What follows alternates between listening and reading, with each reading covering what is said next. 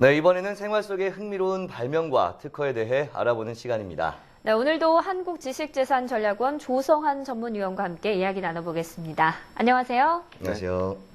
네, 오늘은 어떤 소식 준비해 오셨나요? 네, 오늘은 공상과학 영화 속에 소개되어 상상으로만 가능할 것 같았던 발명들이 제품으로 만들어지고 있는데요. 오늘은 그 중에서 동작인식 기술에 대해 소개해 드리려고 합니다. 동작인식 기술은 2002년에 개봉한 영화 마이너리티 리포트에서 주인공이 센서가 부착된 장갑으로 광각의 홀로그램 스크린을 조정하는 모습을 통해 많이 알려졌습니다. 최근에는 국내 스마트폰 제조업체에서 세계 최초로 동작인식이 적용된 스마트폰을 발표하였는데요. 아마도 손을 대지 않고 전화를 받는 TV 광고로 많이 알려진 것 같습니다. 오늘은 이렇게 기기에 접촉하지 않고 제어할 수 있는 동작인식 기술에 대해 알아보려고 합니다. 네, 영화에서 많이 보던 기술인데요.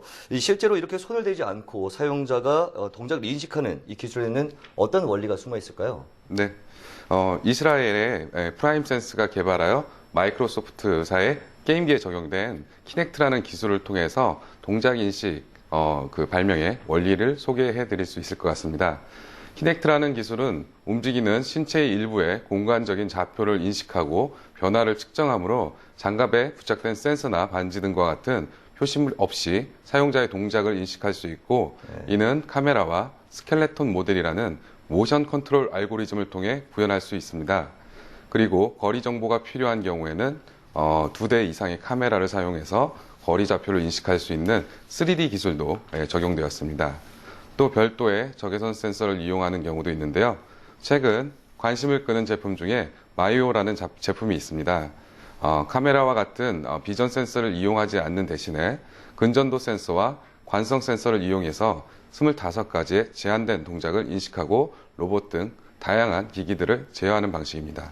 네, 이 동작인식 기술이 점점 다양한 응용 분야로 응용되고 있는데요. 앞으로 또 어떤 분야에 적용이 될 수 있을까요?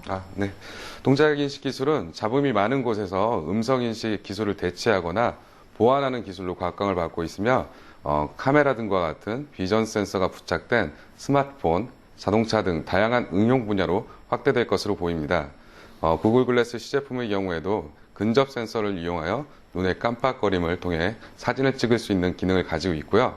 최근에는 현대자동차를 비롯해서 토요타, BMW, 벤츠 등과 같은 대형 자동차 제조업체에서는 운전 중에 내비게이션이나 음향기기 조작 시 전면 시야 확보와 같은 안전성 문제를 해결하기 위해 동작인식 기술을 컨셉화에 적용시키고 있습니다. 네, 편리함뿐이 아니라 또 안전성까지도 이렇게 구비가 됐다고 하는데, 그렇다면 이 동작인식 기술의 특허 상황 어떤지 굉장히 궁금하거든요. 네, 특허청에서 발표한 결과에 따르면 사용자의 손가락 동작을 인식하고 사용자 명령을 실행하는 특허가 최근 5년간 특허 출원이 지난 10년간의 특허 출원의 98%를 차지할 정도로 출원이 급증하고 있는 것으로 조사됐습니다.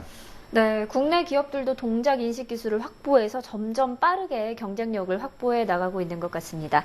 그럼 여기서 잠깐 이번 주에는 어떤 특허 뉴스가 있는지 살펴보고 이야기 이어가도록 하겠습니다.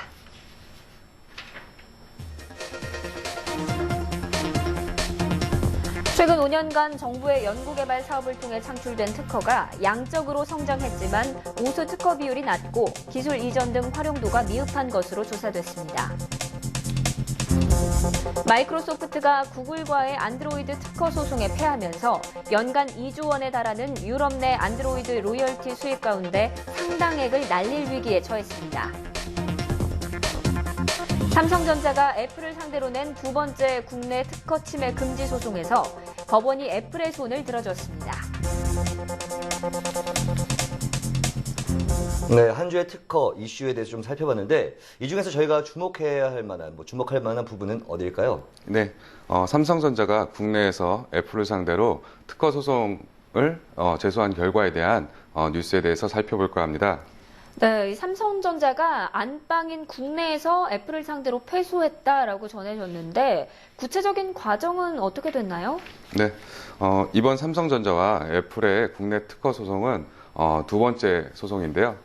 삼성전자가 애플이 현재 판매하고 있는 스마트폰과 태블릿이 삼성전자의 특허를 침해했다고 지난해 3월 소송을 제기한 것입니다.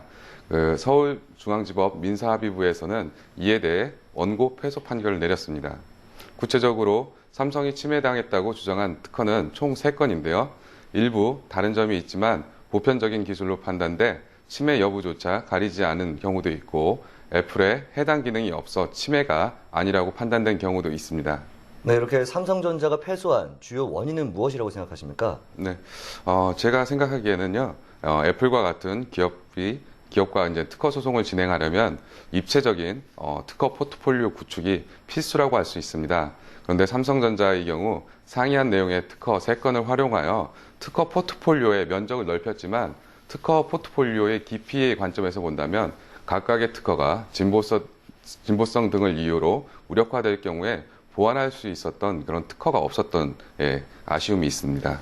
네, 삼성전자가 미국에 이어서 한국에서도 특허 소송에 패소하게 된 것 아닙니까? 앞으로 그러면 업계에는 어떤 영향을 미칠까요? 네, 이번 삼성전자가 애플을 상대로 국내 법원에 제소한 특허 소송의 경우 아직 판결이 확정되지 않았지만 국내에서조차 패소하면서 우호적으로 형성된 여론으로부터 공격을 받을 수 있는 구실을 만들어준 것으로 판단됩니다. 특히 법원에서 진보성을 판단했던 기준이 기존 애플의 제품이었다는 점이 알려지면서 삼성전자의 카피캣 이미지가 부각될 우려가 있으므로 이번 판결은 삼성전자에게 불리하게 작용될 것입니다. 네, 최근 중국 스마트폰 제조업체들이 글로벌 시장의 점유율을 높이고 있다는 불안한 소식 자주 접하고 있거든요.